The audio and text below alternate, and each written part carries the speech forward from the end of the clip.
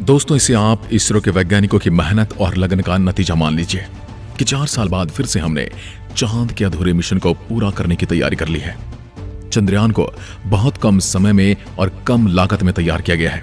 भारत ने मात्र 600 करोड़ की लागत में चंद्रयान 3 को तैयार कर दिया है और अपने बुलंद हौसलों के साथ इसने चांद की तरफ अपनी रफ्तार भी पकड़ ली है। जितने रुपए में एक फिल्म नहीं बनती, उतने रुपए में हम चंद्रमा पर उतरने वाले हैं। बीते सोमवार को चंद्रयान 3 को लॉन्च कर दिया गया। भारत का तीसरा मिशन सफलतापूर्वक लॉन्च हो चुका है और लॉन्च के बाद चंद्रयान 3 ने अंतरिक्ष में तीसरी बाधा भी पार कर ली है। चंद्रयान 3 ने दूसरा ऑर्बिट ब्रिजिंग मैनूवर सफलतापूर्वक पार कर लिया है। भारतीय अंतरिक्ष अनुसंधान संगठन इसरो ने सोमवार दोपहर 1:14 पर अपडेट दिया। इसरो के मुताबिक चंद्रयान 3 की लोकेशन अब 41,603 किलोमीटर इंटू 226 ऑर्बिट में है। ये धरती के चक्कर लगाते हुए उसके गुरुत्वाकर्षण बल से बाहर निकलेगा। इसरो के मुताबिक अगली फायरिंग मंगलवार दोपहर 2 और 3 बजे के बीच में होनी है। चंद्रयान 3 का मुख्य उद्देश्य लैंडर को चंद्रमा की जमीन पर सुरक्षित उतारना है।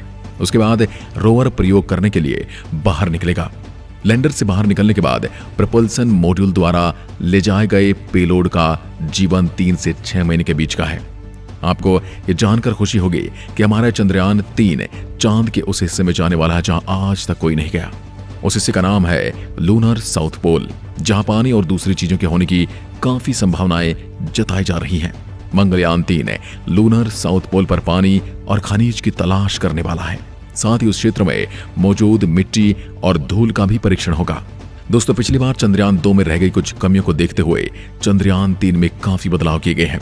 इस बार इसरो ने इसमें 21 बदलाव किए हैं। साथ ही चंद्रयान 3 की लैंडिंग साइट का दायरा भी बढ़ाया गया है। इसके साथ ही वैकल्पिक लैंडिंग की व्यवस्था भी की गई है।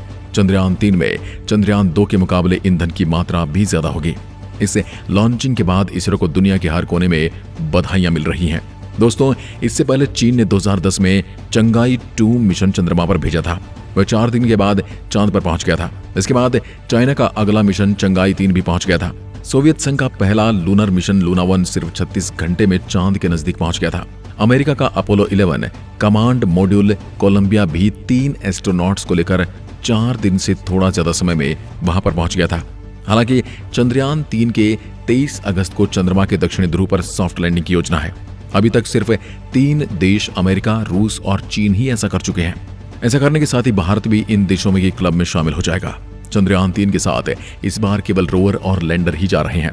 चंद्रयान 2 के साथ भेजा गया ऑर्बिटर अभी भी वहां पर मौजूद है और काम कर रहा है। चंद्रयान 2 को 2019 में भेजा गया था, लेकिन ये सॉफ्ट लैंडिंग नहीं कर पाया था।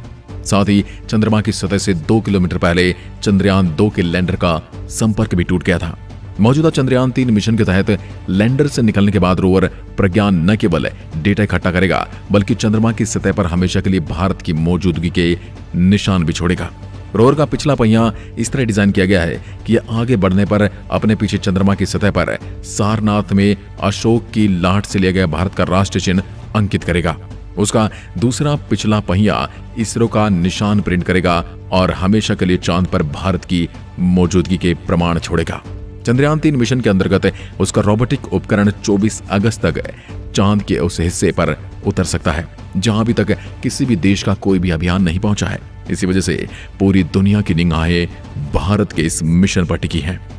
दोस्तों, अगर चंद्रयान 3 मिशन लैंडर को उतारने में सफल हो जाता तो अमेरिका, चीन और पूर्व सोवियत संघ के बाद भारत चंद्रमा की सतह पर सॉफ्ट लैंडिंग की तकनीक में महारत हासिल करने वाला चौथा देश बन जाएगा।